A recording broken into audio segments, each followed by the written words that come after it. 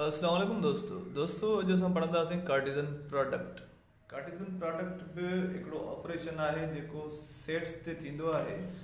अचो त उन जे बारे में मां तव्हांखे ॿुधायां। पहिरियां त डेफिनेशन पढ़ो।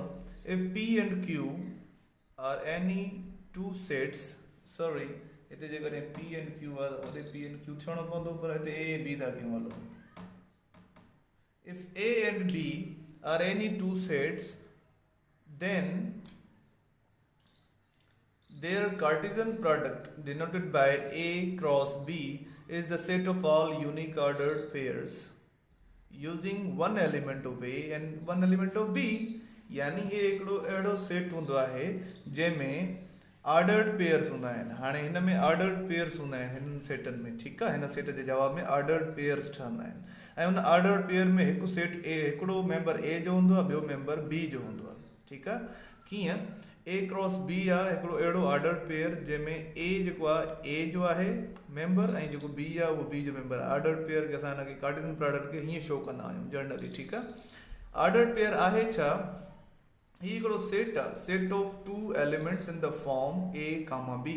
पर हे सेट कर्ली ब्रैकेट्स में न, नंढनि ब्रैकेट्स में लिखिबो आहे, ठीकु आहे। नंढी ब्रैकेट ए कामा बी नंढी ब्रैकेट। त पहिरियों जेको अदद नंबर या मेंबर या ऑब्जेक्ट हूंदो आहे जेको पहिरियां ए हुजे त ए कामा बी बि थी सघे थो ऐं हीअं बि थी सघे थो एक्स कामा वाई, ठीकु आहे न, कोई मसइलो न आहे। एक्स वाई या ए बी लिखी सघिजे थो, ठीकु आहे। हे माना पहिरियां मेंबर पहिरें सेट जा हूंदा ऐं ॿिया मेंबर ॿिए सेट जा हूंदा, ठीकु आहे। त पहिरें मेंबर जो नालो असां मैथमेटिकल हुनखे सॾींदा आहियूं एब्सिसा ऐं बी खे या जेको ॿियो ऑर्डर पेयर जेको बक़ाया मेंबर हूंदो आहे हुनखे चइबो आहे ऑर्डिनेट, ठीकु आहे। हाणे हलूं था एग्ज़ाम्पल जी तरफ़। त ए ही आहे ऐं बी हे आहे, त पोइ असांखे ए क्रॉस बी कीअं मिलंदी? ए क्रॉस बी, हाणे ए छा आहे? 1 2 3 क्रॉस बी छा आहे? ए ऐं बी। असां छा कंदा आहियूं? ए क्रॉस बी में हर हिकु एलिमेंट जेको ए आहे उहो वञी ज़रब थींदो आहे बी सां, यानी हुनजो ऑर्डर्ड पेयर ठहंदो आहे बी जे हर हिकु मेंबर सां।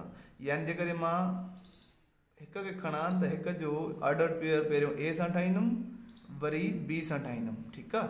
अगरि त सी हुजे त हुन सां बि ठाहियां।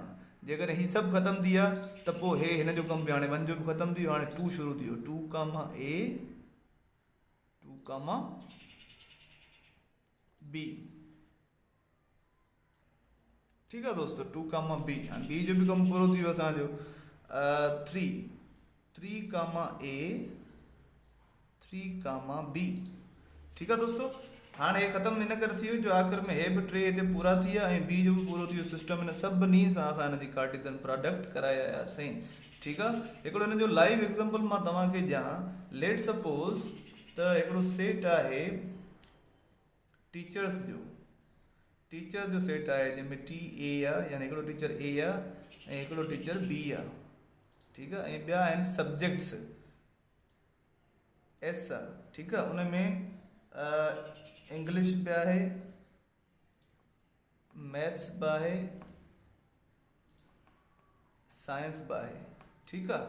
हाणे जेको ए टीचर आहे उहो बि टई सब्जेक्ट पढ़ाए थो, बी जेको आहे उहो बि टई सब्जेक्ट पढ़ाए थो। त इन कंडीशन में असांखे कहिड़ो सेट मिलंदो? इन कंडीशन में असांखे क्रॉस मिलंदो, यानी टी क्रॉस एस। हिते असां कार्टेशियन प्रोडक्ट फाइंड कंदासीं। यानी ॿियनि लफ़्ज़नि में चई सघूं था त बाबा जेको टी ए आहे उहो असांजो इंग्लिश बि पढ़ाईंदो, जेको टी ए आहे उहो असांजो मैथ्स बि पढ़ाईंदो ऐं जेको टी ए आहे उहो असांजो साइंस बि पढ़ाईंदो।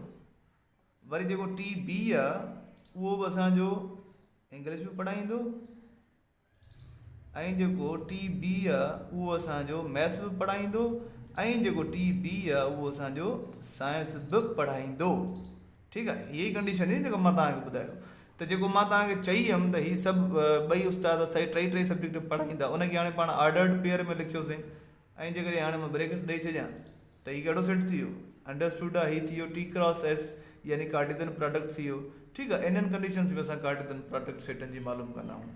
त उमेदु आहे तव्हांखे ऑर्डर्ड पेयर सम्झ में आयो हूंदो, कार्टेशियन प्रोडक्ट सम्झ में आई हूंदी ऐं इन जो मतिलबु सम्झ में आयो हूंदो त असां इहो छो कंदा आहियूं। नेक्स्ट वीडियो ताईं मूंसां गॾु रहो। नेक्स्ट वीडियो ताईं मूंसां गॾु रहो त जीअं ॿिया वीडियोस तव्हांखे जल्दी पहुचनि, सब्सक्राइब कयो चैनल, वीडियोस लाइक कयो, कमेंट कयो, शेयर कयो।